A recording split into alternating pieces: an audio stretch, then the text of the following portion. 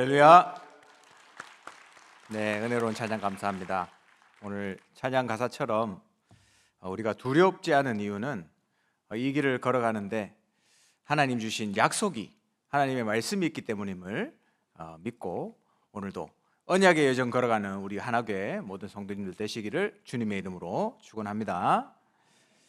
네, 하나님 말씀 보도록 하겠습니다. 하나님 말씀 창세기 39장입니다.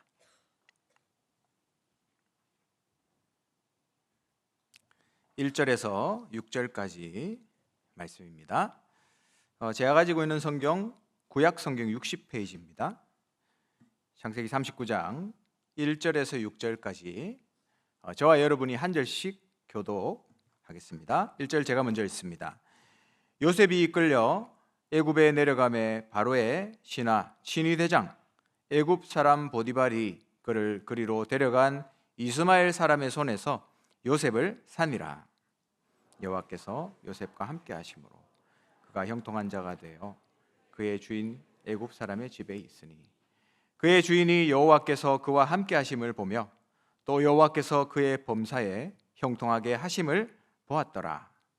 요셉이 그의 주인에게 은혜를 입어 섬기매 그가 요셉을 가정 총무로 삼고 자기의 소유를 다 그의 손에 위탁하니 그가 요셉에게 자기의 집과 그의 모든 소유물을 주관하게 한 때부터 여호와께서 요셉을 위하여 그 애굽 사람의 집에 복을 내리심으로 여호와의 복이 그의 집과 밭에 있는 모든 소유에 미친지라.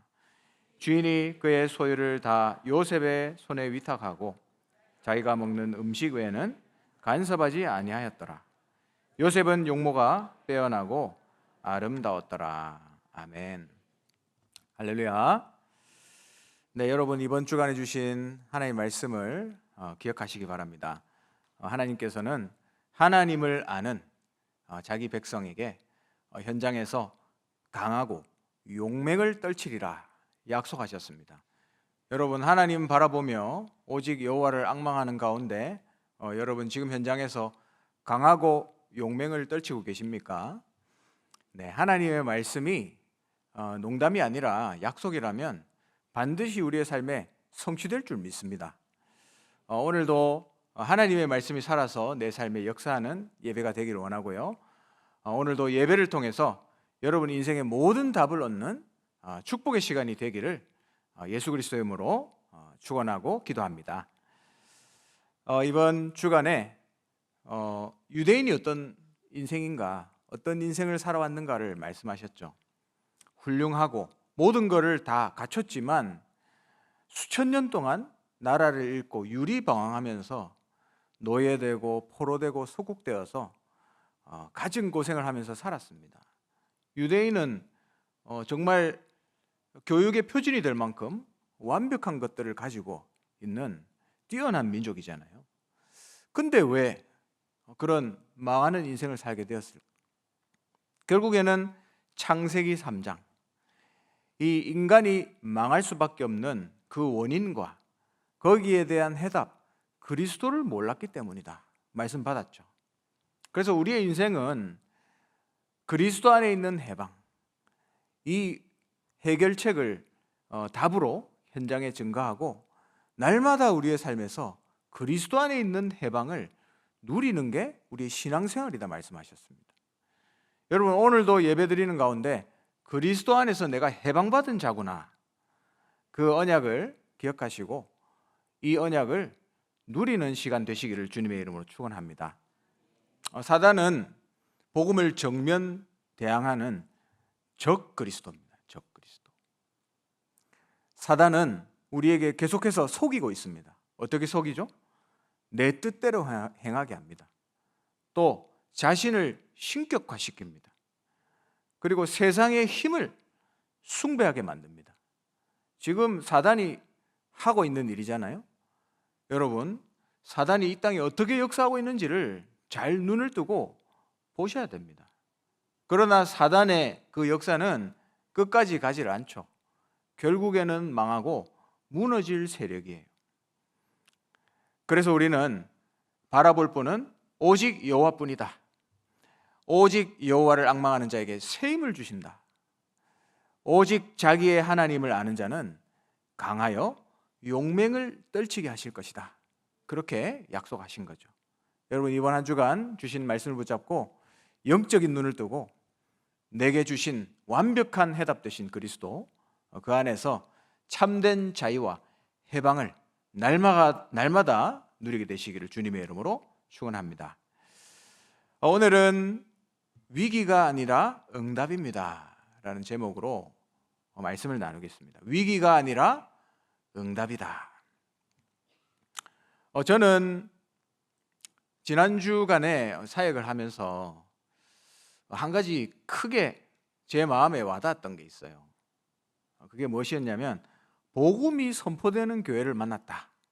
이게 축복 중에 축복이요, 응답 중에 응답이구나. 그걸 몸소 체험하게 됐습니다. 지난주 토요일 날 어떤 대학에 유학생들을 모아서 집중훈련을 했거든요. 명절 때 하는 것처럼 하지는 못하고 한 서너 시간 동안 한 자리에 앉아서 복음을 계속 나누면서 그 말씀을 듣고 또 포럼하는 그런 시간을 가졌습니다. 거기에 참석한 친구들이 카메룬, 짐바브웨, 그리고 여러분 아프리카의 오른쪽에 보면 큰 아프리카 섬이 있는데 어떤 섬인지 아십니까 여러분? 애니메이션에도 잘 나오죠. 마다가스카르.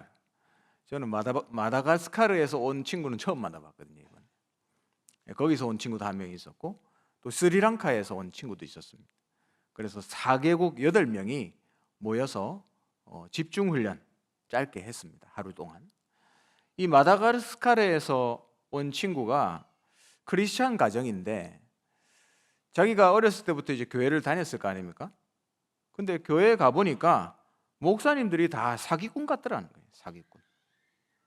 그래서 이건 아니구나 해서 다른 교회를 가봐도 다 비슷비슷한 거예요. 그래서 기독교는 틀린 거구나 이런 결론을 내리고 교회는 가면 안 되는 곳이구나 이렇게 생각했답니다. 근데 이 친구가 이제 한국에 오게 된 거죠. 현장에서 복음 전한 전도자를 만나서 깨달은 거예요. 이게 복음이고 이게 성경이고 이게 교회구나 이걸 깨닫게 된 거죠. 예수님이 누구신지 비로소 알게 된 겁니다. 그래서 저는 그 포럼을 들으면서 그 생각을 했어요. 우리가 메시지도 받았지만 세상이 문제가 아니구나. 교회가 문제구나. 이걸 깨닫게 됐어요. 왜? 어떤 교회를 가봐도 복음을 들을 수가 없는 거예요. 그러면 누가 문제입니까? 복음을 증거해야 될 교회가 복음을 증거하지 않는 교회가 문제인 거예요. 마태복음 16장 6절에 예수님께서 제자들에게 이렇게 말씀하십니다. 바리새인과 사두개인의 누룩을 주의하라 말씀하셨죠. 근데 제자들이 이 영적인 메시지를 알아듣지 못하고 예수님께서 빵 얘기를 하시는 겁니다. 빵. 우리가 빵을 안 가져왔는데 어떡하지? 예수님이 빵 달라고 하시는 것 같다. 이러고 있었던 거예요. 그 영적인 메시지를 깨닫지 못한 거죠. 그것은 무엇을 얘기하느냐? 복음만이 흘러가야 하는 교회 안에 누룩이 침투하여 다른 것이 선포되고 다른 것이 흘러간단 말입니다. 다른 복음이 흘러가는 거죠. 교회 안에 누룩이 들어오는 것을 주의하라 말씀했습니다. 교회 안에 처음에는 복음이 약화됩니다. 그리고 그 다음은 복음이 변질됩니다. 나중에는 복음이 없어져요. 그러면 강단에서 무슨 얘기를 해야 됩니까? 다른 걸 얘기해야 되는 거예요. 그러니까 다른 복음이 선포되는 거죠. 또 어떤 친구는 짐바브웨에서 왔던 그런 친구입니다. 그 친구가 하는 얘기는 짐바브웨의 대부분의 교회들은 목사님들이 교회를 비즈니스로 생각한다 이렇게 얘기하더라고요.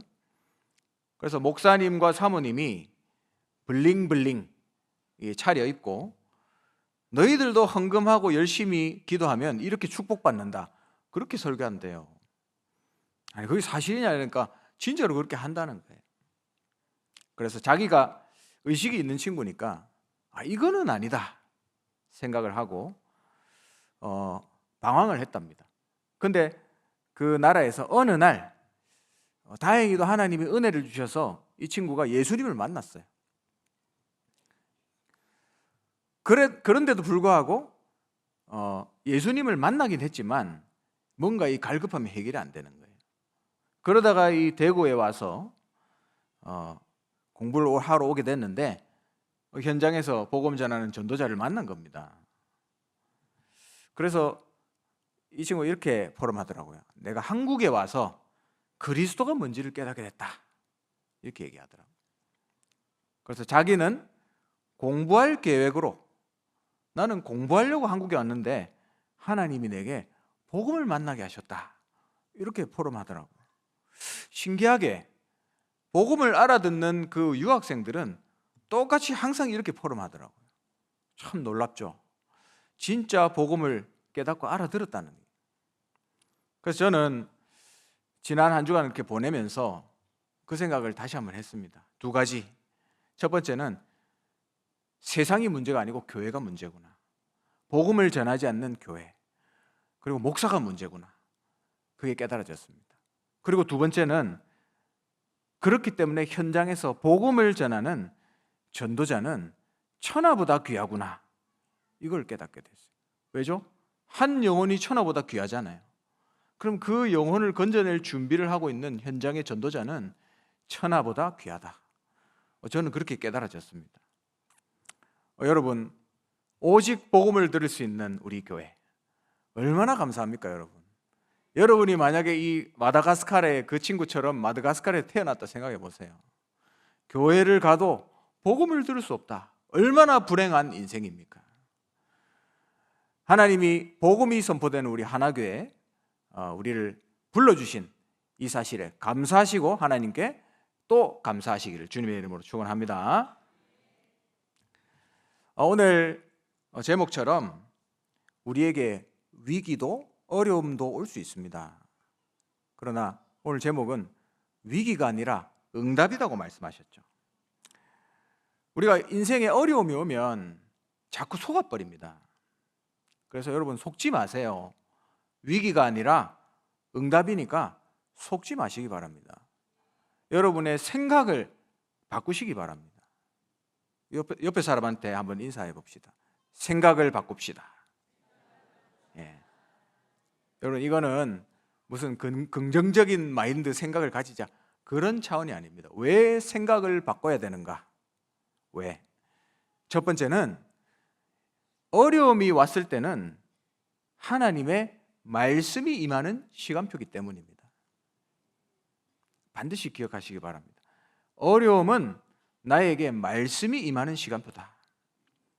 엘리야 인생을 보세요. 잘 나갔습니다. 거짓 선지자들을 수백 명씩 이기고 죽이고 완전히 승승장구했잖아요. 그런데 자기는 이제 완전히 승리한 줄 알았는데 이 왕이 자기를 죽이려고 쫓아온단 말이죠. 정신없이 도망갔습니다.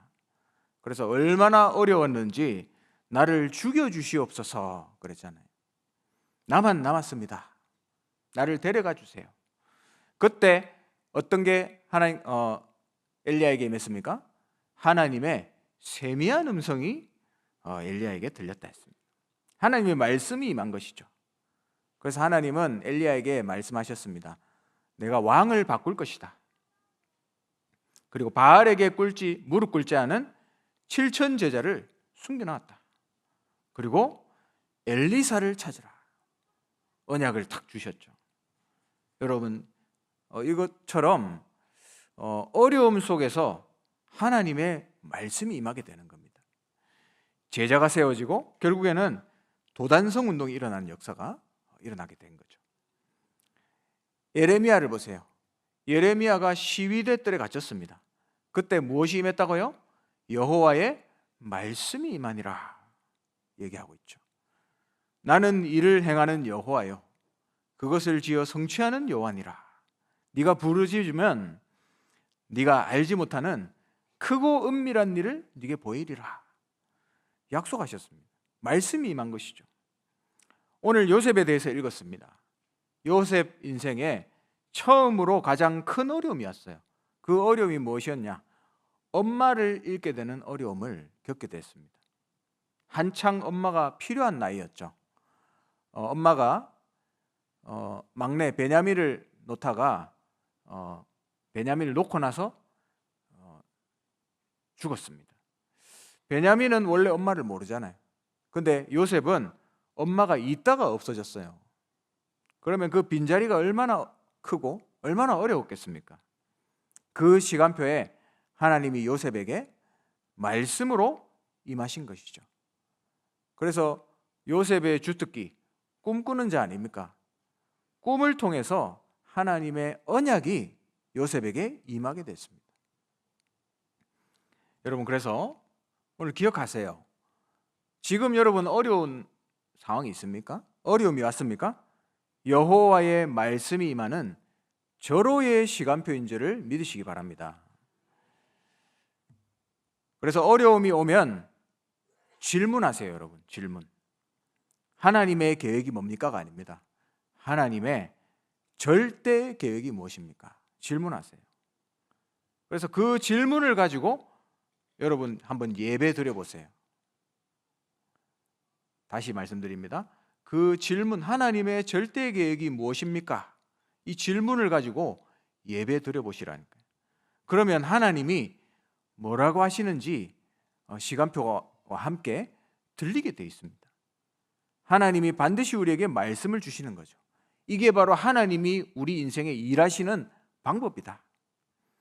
왜냐? 하나님은 절대 미리 말씀하지 않고는 일하시지 않는 분이기 때문이죠.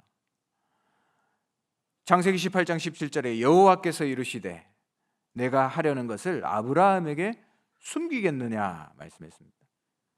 아모스 1장 7절에는 주 여호와께서는 자기의 비밀을 그의 종 선지자들에게 보이지 아니하고는 결코 행하심이 없으리라 말씀하셨습니다.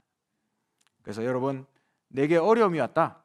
그러면 하나님은 반드시 나에게 언약을 주시고 예레미야에게 역사하셨던 것처럼 그 일을 지어서 성취하실 것이다. 어떤 지역에서 전도운동을 하고 있는 곳이 있습니다. 거기에 어떤 집사님이 계신 곳에서 직장에서 다락방을 하는데 다락방 끝나고 한 달 됐죠. 식사하면서 집사님 그렇게 얘기하시더라고요. 아버지가 지금 오늘 내일 하시는데 곧 돌아가실 것 같다 이렇게 얘기하시더라고요. 근데 우리 집사님 가정이 완전히 불교 집안이에요. 어느 정도냐면 집에 차려놓고 하루 3번 섬길 정도로 어마어마한 불교 집안입니다.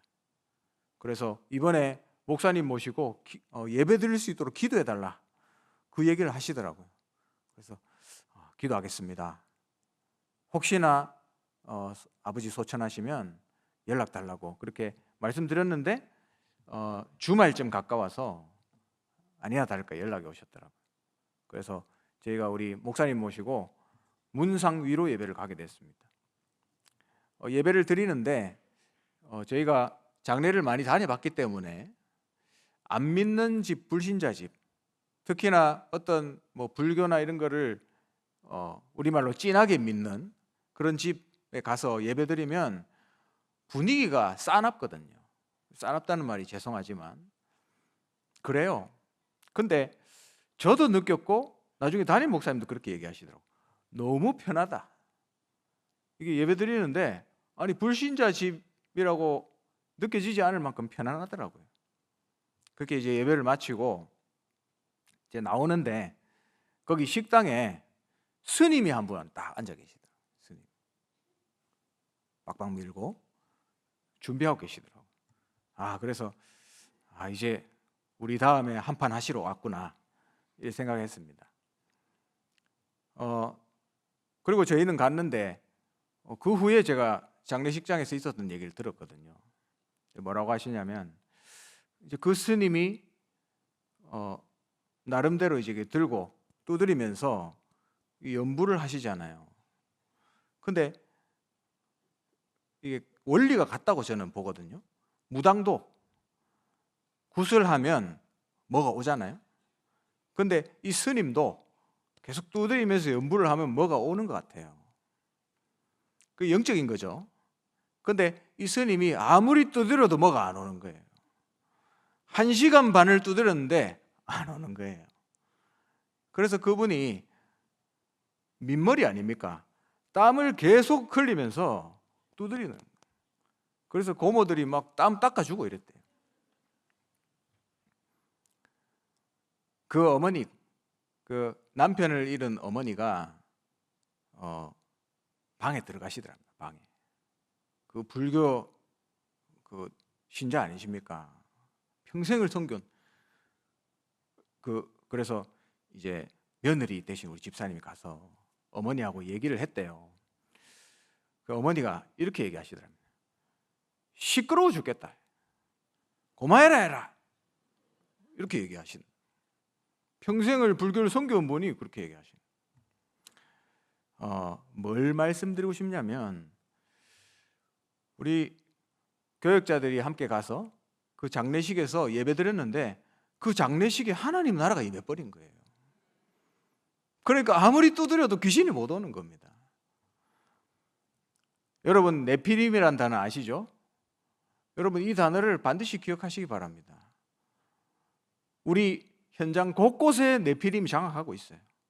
그런데 전도자가 가는 곳에 여러분이 있는 현장에서 예배드리고 하나님 바라보는 그 시간에 그 현장에 있는 흑암이 꺾이고 네피림의 역사가 물러가고 하나님의 나라가 임하는 거예요. 이게 영적인 원리입니다, 여러분. 이 집사님이 대학생 때 예수님을 만났대요. 근데 자기 집안은 완전히 불교 집안이잖아요. 그래서 집에서 쫓겨나가지고 대학 4년 동안 집에 못 들어갔답니다. 그 정도로 핍박이 심했대요. 막내라 하시더라고요. 그럼 얼마나 어려웠겠습니까? 근데 우리 집사님이 평생을 놓고 기도했겠죠. 자기 가정 가문을 놓고. 가문 복음화의 언약을 우리 집사님에게 주셨을 겁니다. 그래서 평생을 기도했는데 드디어 25년 만에 가문의 흑암이 꺾이기 시작하는 거예요. 그래서 이제 나중에 다 끝나고 나서 어머니가 물어보시더래요. 야야, 너가 아버지 어디 갔노? 물어보시더래요. 그래서 우리 집사님이 아버님이 돌아가시기 전에 예수님 영접하고 하는 거를 동영상으로 찍어놨대요. 그걸 이렇게 보여드리면서 엄마 아버지 천국 가셨어요. 그러니까 이 어머니가 그래 너무 잘 됐다 이렇게 얘기하시더라고요. 나도 천국 가고 싶다 이렇게 얘기하시더라고요. 평생 불교를 섬긴 그분이 평생 가정 가문을 놓고 기도했는데 25년 만에 가문의 흑암이 꺾이고 복음의 꽃이 피기 시작하는 겁니다. 집에 쫓겨나서 어려움 당하는 시절이 있었겠죠. 그러나 하나님이 가정 가문 복음화의 언약을 붙잡고 기도하게 하신 거예요. 그런데 아버님의 죽음이라는 이 사건 앞에 하나님의 말씀이 이제 성취되기 시작하는 겁니다. 이게 하나님이 하신 일이에요. 그래서 여러분 기억하시기 바랍니다. 어려움이 왔습니까? 어려움이 아니고 응답인 줄 믿으시기 바랍니다. 하나님의 절대 계획이 무엇인지 질문하시기 바랍니다. 두 번째로 우리에게 어려움을 넘어서 인생의 위기가 올 때도 있습니다. 그때는 하나님이 주신 언약이 내 인생에 성취되기 시작하는 시간표다. 요셉의 인생에 어머니를 잃는 어려움을 있었습니다. 하나님 그때 말씀을 주시고 언약을 주셨죠. 그런데 이제는 위기가 온 거예요. 형들이 죽이려고 하고 그리고 물 없는 우물에 버려졌죠. 굶어 죽을 위기가 온 겁니다. 그런데 나중에는 외국인 이 장사꾼의 노예로 팔리게 됐습니다. 그러면 어떻게 됩니까? 씻지도 못하고 제대로 먹지도 못하고 개, 돼지처럼 밧줄에 묶여가지고 그 이스라엘에서 애굽까지 맨발로 걸어간 거예요. 애굽에 도착해서 어떤 집에 노예로 팔려가게 됩니다. 도착해 보니까 보디발 집이거든요. 이 보디발 지금으로 얘기하면 대통령 경호처장 아닙니까? 엄청난 집안에 간 거예요. 이게 언약이 성취되는 시작인 거죠. 요셉은 거기서 노예라는 이 현장을 응답의 현장으로 재창조했습니다. 감옥에 갔죠? 상관없습니다.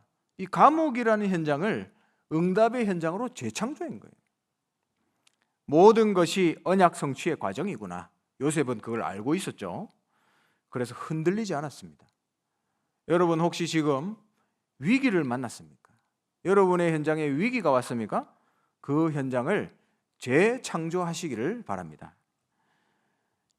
그래서 여러분의 생각을 바꾸세요. 뭐 긍정적으로 생각해라 그 말 아닙니다. 하나님의 절대 계획이 있기 때문에 질문하면 돼요. 만약에 요셉이 질문을 하지 않았다면 아마 노예로 가서 거기서 죽었을 겁니다. 질문하지 않았다면 감옥에 가서 정신병에 걸렸을 거예요. 근데 요셉에게는 언약이 있었죠. 언약이 있기 때문에 소망이 있었습니다. 소망이 있으니까 뛰어넘을 수 있는 거죠. 그러니까 어려움도 위기도 문제가 안 됐어요. 오히려 절대 계획을 찾는 응답의 시간이었습니다. 그래서 우리에게 어려움이 온다. 말씀이 임하는 시간표구나. 나에게 위기가 왔다. 주신 말씀이 성취되는 시간표구나. 이렇게 여러분 알아차리고 기도의 집중 속으로 들어가시기를 주님으로 축원합니다. 우리 금방 그 집사님이 장례를 다 마치고 오랜만에 집 근처에 머리 깎으러 갔대요. 미용실에. 근데 그 미용실이 오랫동안 문을 닫은 곳인데 한참 쉬다가 문을 열었다 하더라고요. 그래서 거기에 이제 머리를 이제 깎으러 간 거죠. 이발하러 갔습니다. 근데 그 원장님이 머리를 깎으면서 자기 얘기를 하시더래요. 근데 어떤 일이 있었냐면 이 원장님께 남편하고 되게 친해요. 이 원장님이. 그래서 남편하고 한 번씩 이제 주말에 놀러 가고 차 타고 캠핑도 가고 이렇게 하신답니다. 근데 이 남편하고 주말에 차 타고 가다가 여러분 이 트럭하고 트럭을 연결하려면 엄청 굵은 쇠 밧줄로 딱 묶어야 되잖아요. 그래 이 쇠 밧줄로 묶어놨는데 그걸 못 보고 달리다가 부딪혀가지고 남편이 그 자리에서 즉사했습니다. 그러니까 이 원장님이 엄청난 어려움을 겪게 된 겁니다. 뭐 제대로 생활이 되겠어요? 남편 장례 치르고 나면 그렇게 이제 힘들게 계시다가 다시 일하려고 오픈을 하신 거겠죠. 그러다가 오늘 우리 집사님이 머리 깎으러 온 거예요. 우리 집사님이 자기가 장례식 때 있었던 일을 간증을 했대요. 이번에 있었던 간증을 했더니 이 원장님이 눈물 흘리면서 예수님을 그 자리에서 영접했다 하더라고요. 얼마나 감사합니까? 그 인생 너무 어려웠을 거 아닙니까? 근데 그 자리에서 예수님을 만나게 된 거예요. 이 원장님 인생에 큰 위기가 온 겁니다. 근데 하나님은 이 위기 속에서 하나님을 만날 수 있는 시간표로 인도하신 거죠. 그 인생을 치유하는 시간표로 인도하신 거죠. 그래서 여러분 기억하시기 바랍니다. 위기가 아니라 응답이다. 기억하시기 바랍니다. 말씀 맺겠습니다. 하나님이 우리 하나교회 모든 성도를 기도의 파수꾼으로 부르셨습니다. 하나님은 교회를 기도 공동체로 부르셨거든요. 사단은 24시 불화살을 쏩니다. 근데 그 공격이 먹히지를 않아요. 왜냐? 교회 누군가는 기도하기 때문에. 그러면 이 사단의 공격이 먹히는 시간이 언제냐? 교회 안에 기도가 끊어지는 순간 사단의 공격이 먹히게 돼 있습니다. 그래서 주님, 우리 교회가 기도하기를 쉬는 죄를 범하지 않게 하소서. 날마다 순간마다 기도의 불이 일어나야 돼요. 우리는 기도로 교회를 사수하는 파수꾼, 기도 공동체입니다. 하나교회의 모든 성도는 기도의 파수꾼이다. 그래서 나의 작은 기도 같지만 이 작은 기도가 교회를 지킵니다. 교회 안에 기도의 바람이 일어나야 돼요. 그리고 또 무엇이 일어나야 되는가? 우리에게 맡기신 지역 곳곳에 하나님 우리를 전도운동의 파수꾼으로 부르셨다. 우리 집사님과 함께 기도하고 있는 그 지역에 작년 말에 모 대학 분교 캠퍼스가 생겼거든요. 그래서 그 지역에는 유일한 회당 현장이 됐습니다. 여러분, 회당 현장은 진짜 중요하거든요. 없었는데 생긴 거예요. 얼마나 하나님이 소중하게 보시겠습니까? 그 분교 캠퍼스와 함께 대학병원이 같이 그 지역에 들어왔어요. 지역의 유일한 회당 현장이죠.